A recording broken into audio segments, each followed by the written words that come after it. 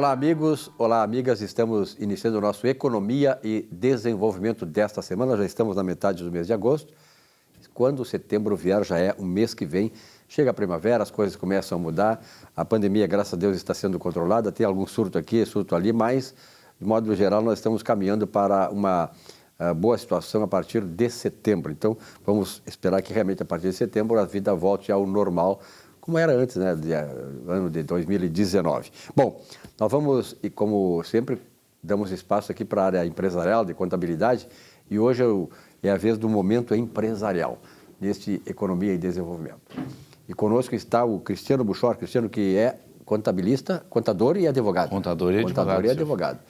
Cristiano, a semana, já tivesse aqui há umas 2 semanas e nós falávamos sobre a questão da reforma tributária, mas toda semana, de 10 em 10 dias, 15 em 15 dias, 2 semanas, semana em semana, tem mudança, tem alterações. Qual é a alteração da semana? Silvio, é uma alegria novamente estar nesse programa, Economia e Desenvolvimento, nesse quadro Momento Empresarial. Silvio, reiteradas vezes a gente vem falando de reforma tributária. O que eu gostaria de reafirmar é que sou favorável à reforma, acho que todos os profissionais da área da contabilidade e a área do direito, na grande maioria, são favoráveis. Nós precisamos dessa reforma, nós aguardamos essa reforma. Entretanto, Silvio, a tua fala inicial nós estamos apresentando e falando aqui para os empresários reiteradas vezes sobre reforma.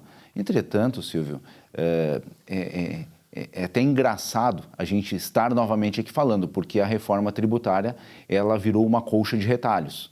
E essa crítica ela vem com base no que está se apresentando, as modificações semana após semana.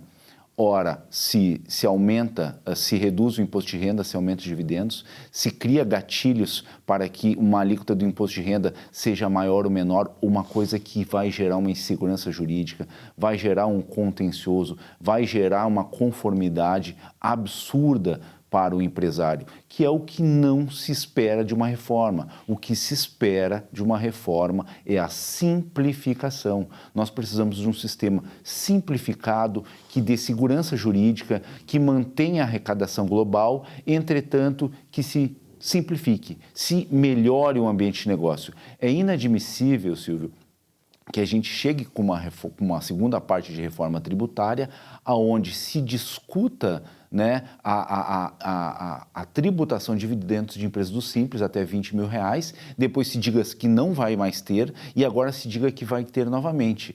Lembrando, Silvio, que existe uma ilegalidade, uma inconstitucionalidade nessa questão da tributação sobre dividendos de empresas do Simples, porque nós temos uma lei complementar onde ela prevê uma situação e nessa reforma está querendo se modificar isso por uma lei ordinária.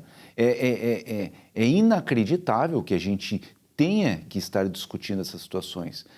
Também é inacreditável que nessa reforma se preveja a tributação de dividendos, tá, de reservas de lucros, de reservas de dividendos que são já anteriores a isso, rompendo a questão do princípio da irretroatividade, onde os juristas eles se retorcem com essas situações. Ou seja, isso é uma questão que vai se criar ali na frente um contencioso judicial e aumentar a demanda nos tribunais. O que uma reforma tributária tem que fazer é justamente o contrário, eliminar essas discussões, eliminar essas questões de ilegalidade. Ou seja, o empresariado ele quer a melhora no ambiente de negócio e uma segurança e saber quanto que ele vai tributar de uma forma clara, simples e transparente. Então, Silvio, respondendo à tua pergunta, a gente hoje está com uma reforma, por assim dizer, muito insegura. Ou seja, chega a ser um fiasco o que se apresentou. Na verdade, né, Cristiano, tu colocaste uma coisa aí que é a questão da simplificação. Nós chegamos num tal ponto que a estrutura tributária do país é tão retalhada, é tão complicada, que uma reforma já seria a simplificação dessa legislação. E simplificar seria dizer o quê? Que, por exemplo, assim, tem empresas que contratam contadores, advogados, só para atuar no meio e não no fim, a que ela se destina. Digamos, era uma produtora de feijão, de semente e tal. Ela gasta muito mais na questão meio do que na questão fim, que é o objetivo principal, a essência da sua criação, do seu desenvolvimento. Então, simplificar já seria uma coisa interessante, porque ao simplificar, tu deixa de criar margens, né, de discussão e de ilegalidades ou de judicialização do processo, que também é ruim para a segurança jurídica que a empresa precisa ter. Exatamente, Silvio. Então, as tuas palavras foram muito bem colocadas. O que nós temos hoje, tá, é que chegou uma reforma, a segunda parte de uma reforma, em que o Executivo mandou, o Legislativo começou a discutir e começou a retalhar. O que aconteceu? Boa parte da sociedade, né, se demonstrou o contrário. Boa parte não. Essa reforma ela conseguiu ser unânime em todos os setores como uma reforma que foi negativa, que aumenta a carga tributária, que tira a receita dos municípios e tira a receita das prefeituras com essas reduções, onde eles reclamaram, modificou, os empresários reclamaram, modificou, tentou agradar todo mundo e não agradou ninguém. Essa é a situação. O governo ele não está aí para agradar. Ele está aí para dar uma segurança jurídica, mostrar que o Brasil é um país atrativo para que os empresários possam vir investir, para que esses empresários saibam quanto que eles vão pagar de tributo, que eles possam saber quanto que isso vai representar de lucro, se esse lucro vai ser já desonerado dos dividendos ou não. Isso a gente tinha até 95, Silvio. Até 95... a gente tinha uma tributação de 15% sobre dividendos. Agora eles estão querendo passar para 20%. Ou seja, lá atrás se verificou que isso isso deveria ser corrigido. E tanto é que foi. Agora está querendo voltar atrás uma questão em que se abria, né, questões para planejamentos tributários com distribuições disfarçadas de lucro, que é o que vai acontecer, Silvio. É o que vai acontecer. Ou seja, tu vai tributar, tu vai permitir planejamentos, né, de todos os tipos e formas que vai, o quê? A Receita Federal tem que estar se preocupando em, na verdade, investigar e dizer que são dividendos disfarçados, né? Ou seja, está se colocando um descontrole novamente no cenário. E, na verdade, isso que tu colocas aí age de duas maneiras. Em primeiro lugar, é o seguinte, acaba complicando, né, a questão da estrutura tributária no Brasil, complicando o desenvolvimento das atuais empresas que atuam no Brasil, desestimulando as empresas, sobretudo no momento desse que ela precisa estar retomada da economia, em primeiro lugar. E, em segundo lugar, desestimulando novos investimentos no país.